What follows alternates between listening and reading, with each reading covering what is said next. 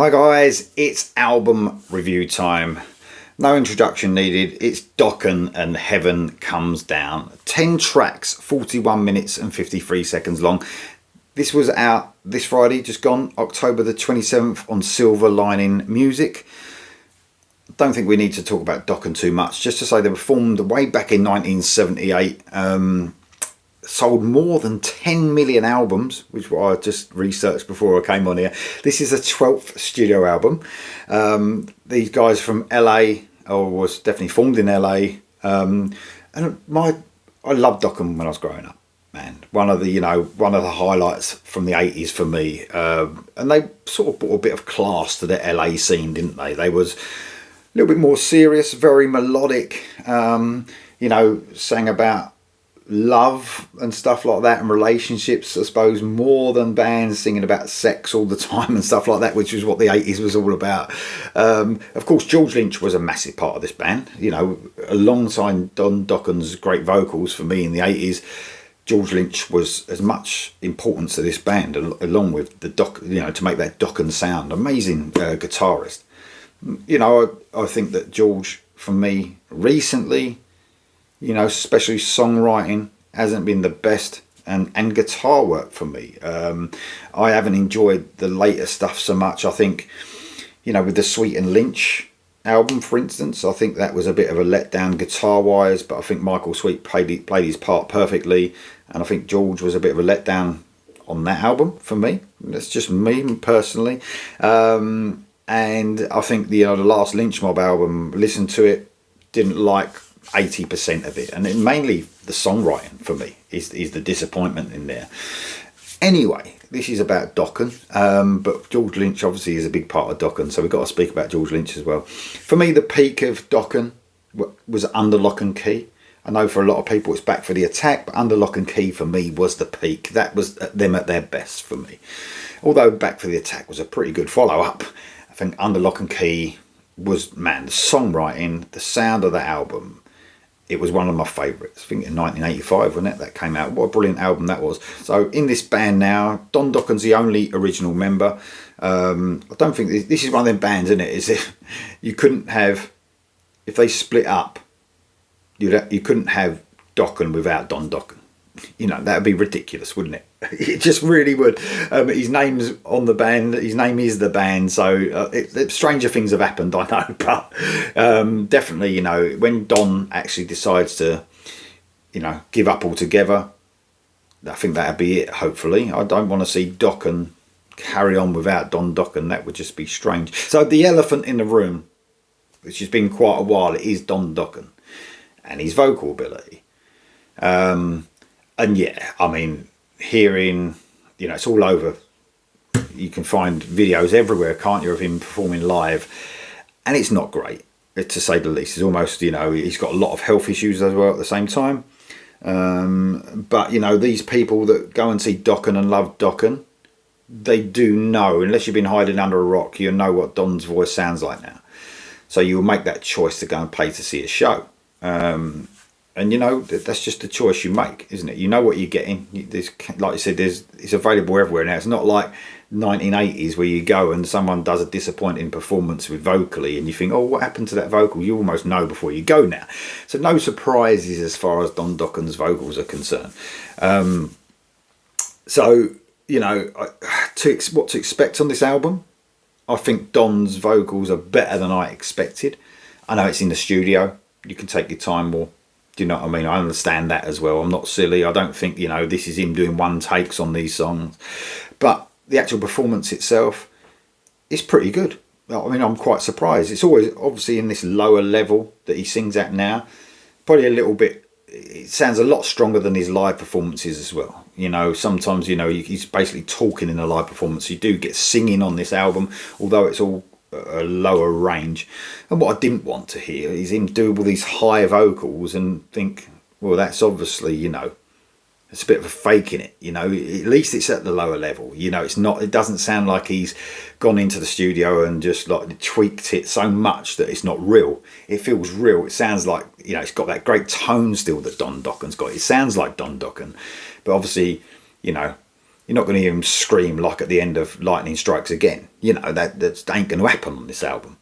And but I think he's got a pretty good performance by Don throughout this album, considering, definitely. So I think the main focus and the best thing about this album is Jon Levin. His guitar work is just amazing throughout. He's been with the band since 2004, or the first release he came out with them is in 2004. And yeah, he's all over this album. And it ain't like a George Lynch clone either. There's some solos where you'd think it was George Lynch like in his heyday, and there's some where he just definitely does his own style. But the thing about this album is it sounds like Dokken. And a lot of that, like I've mentioned George Lynch already, a lot of the sounding like Dokken, the main reason for that is one, Don Dokken, and one was George Lynch. The guitar sound and the riffs and all that. So I'm pleased to say that this album does sound like Dokken. We really wouldn't know what we get. And when the first two singles came out, I was really happy. They both sounded just like Dokken, classic Dokken. Might not have been at the heights of Under Lock and Key and Back for the Attack, but it definitely sounded like classic Dokken. And I'm so glad. They could have gone off on a tangent completely and done something different. I'm so glad, this is probably going to be the last album that it's gone back to that classic sound. And then you've got the brilliant rhythm section of Chris McCarville and BJ Zampa. I mean, these songs it's hard rock. It's melodic hard rock. It's quite straightforward sometimes as far as rhythm section is concerned. I think it's a showcase for Jon Levin more than anything. His guitar work's all over this, some great guitar work, as I've already said. But it's mainly about that tight rhythm section, and Dokken's always sort of been about that, hasn't it? It's been about just being a tight band and letting that guitar just do its work, and obviously in the past more letting Don do his work. But this is definitely, for me, the highlight of this is Jon Levin, but the rhythm section is fantastic as well. So do I like the album? For me it's a bit of a mixed bag.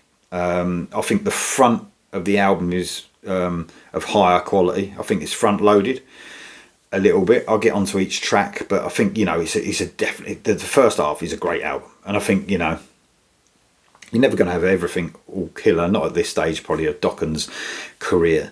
And there's some tracks that I probably won't be listening to again, and there's some I will. But I think for me, if I'd never give ratings usually now. But if I'm going to give this album a rating, I'll probably give it a 7 out of 10, something like that. That's what I do, and a lot of that is there's some really great tracks, and like I said, some a bit throwaway, and I think they're more throwaway when they attempt to veer off of the classics Dokken sound. They don't get me as much. They don't grip me as much as and I'm not one to be hung up on the past either.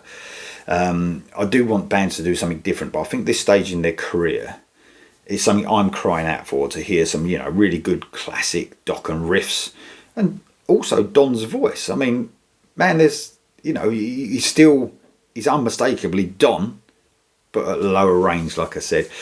I want to talk about the production. When I first did a couple of reactions, whether it was me getting a bit excited about, hearing Dokken again, I said the production didn't sound too bad. It's not the greatest. Drum sound ain't great.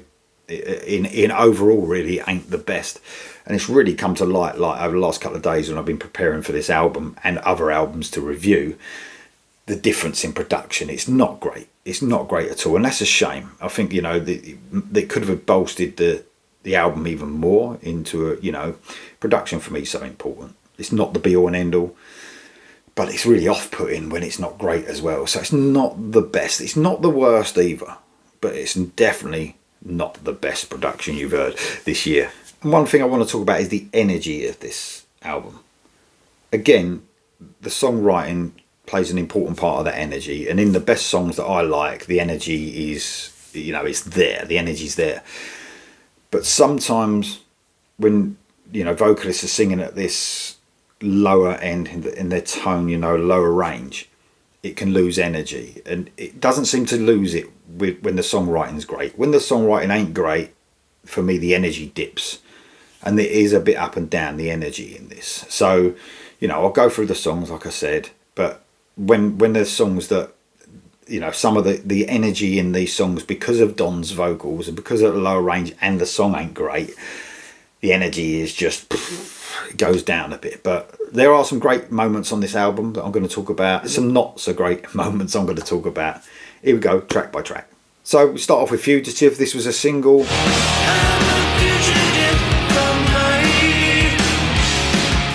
And straight away, that classic, like I said, that Dokken sound you hear, it's unmistakable. Levin's guitar work is exquisite here, it really is. There's so much going on between the riffing, solo breaks and stuff like that. He's everywhere, all over this. Really clever guitar work and technical stuff. Solo itself is absolutely outstanding, and I think it's a great single choice. It got me excited anyway for this album, so Fugitive is a great single.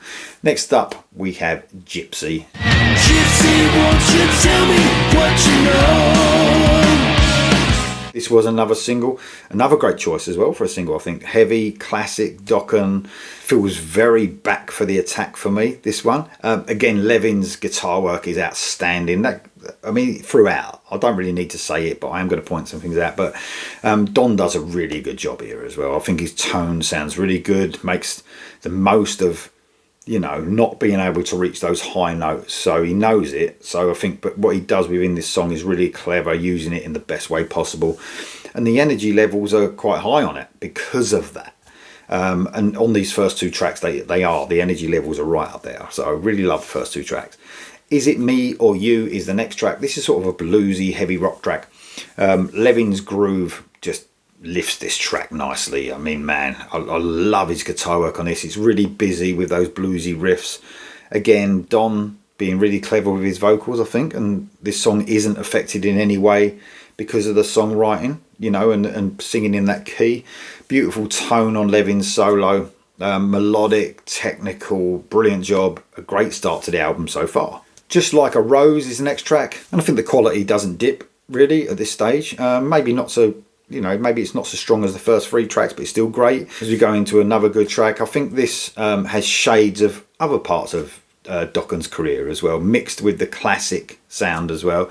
Backing vocals used really cleverly here to lift that chorus, as obviously Don can't, like I said already, I've said, you know, at the beginning of this video a lot, he can't belt out those high notes as he used to. So in the chorus, backing vocals from the other members in the band really lift this song, and it's really evident in that sort of almost a cappella part near the end of the song. You can really hear those backing vocals shining through. It's a good track. I'll Never Give Up is the ballad of the album. I'll never give up to try to find that feeling. Proper ballad. I really like this track. Dokken have written some great ballads, by the way, in their career, so this really had my interest. You know, the ballad of the album had my interest if they could pull it off, and it's brilliant. I love it. It really has that Alone Again sort of dark ballad feel to it. Don's performance here is really good, probably his best on the album, I would actually say. I think his control and the way he uses his vocals in this one, it's dynamic, it's very classic Dokken sounding. An amazing heart-wrenching solo by Levin, obviously. Then we move on to Saving Grace. A great riff kicks this one off, actually. It's probably the most metal track, I would say, on offer. I love the twin lead melody, sort of comes in and out at the beginning, then throughout. It reminds me a little bit of Tesla's Hang Tough, the way it comes in like that. It's a stomping, very epic sounding track. A really great first half of the album. Over the Mountain. This is the new single.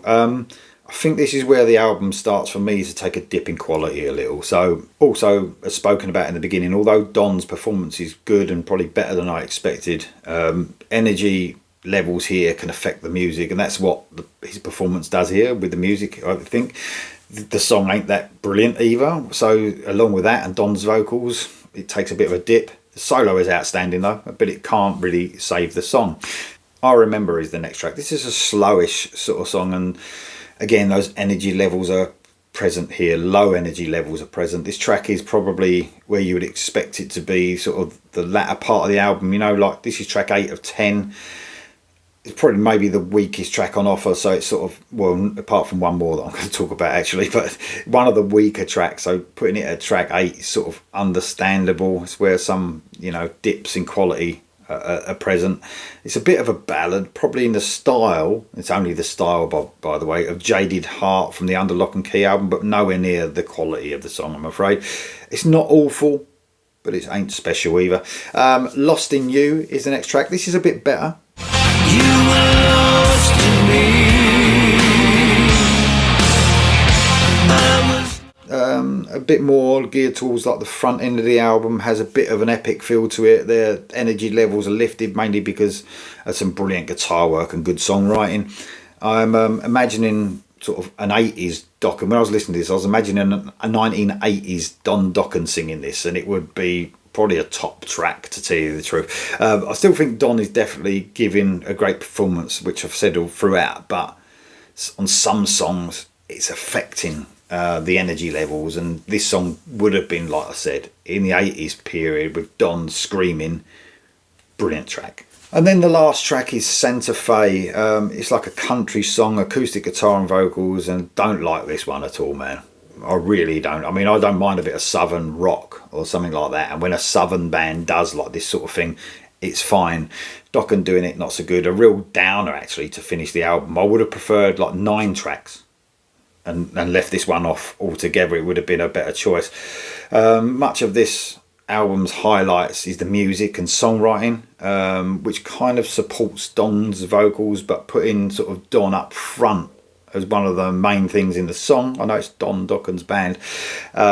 It sort of saps the energy right out of this. I mean, it's not an energetic song anyway. It's not meant to be, but man, it's not good. And you sort of, what you want to do is put a song on the end that makes you want to listen to the album again, and it's a bad choice, I think, to even put this song on the album. It's very poor, but you know, overall I actually quite like the album. It's better than when I heard Dokken were working on a new album. It's better than what I thought it would be. I think Don's performance, and that's going to be what people talk about, is better than I thought it would be. And although there's some dips in quality throughout the album, I think, you know, the highs of the album are well worth investing your time into. I think it's when they hit that classic Dokken feel, and that's what you want. Like I said, this could be the last album that's had the classic Dokken feel, and when they do that, when they write like that, that is when they hit the mark for me.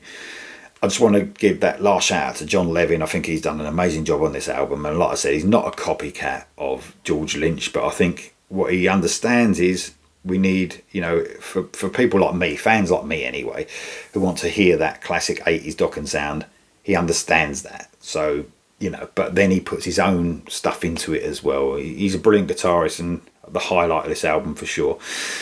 Guys, let me know what you think of the new Dokken album, When Heaven Comes Down, in the comments below, and I'll see you soon.